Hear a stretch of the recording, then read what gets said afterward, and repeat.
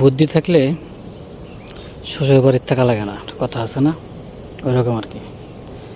দেখেন একসাথে কতগুলো সবজি চাষ করা হয়েছে। প্রথমে দেখা এই যে হলো বেগুন গাছ, এটা হলো ডাঁটা, পুঁই শাক, আর আছে ওই যে বেগুন, ওই যে সামনে হলো এটা হলো পাট শাক,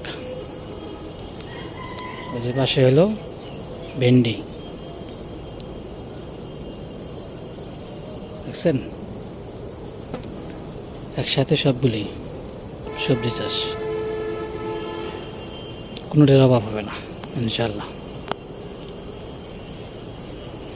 ও মাঝখানে একটা রয়ে গেছে, ওই যে দেখেন এটা হলো কুমড়া, ওই যে মানে আমরা বলি কুমড়া আর কি। ভালো লাগলে অবশ্যই লাইক কমেন্ট করে পাশে থাকবেন ইনশাল্লাহ।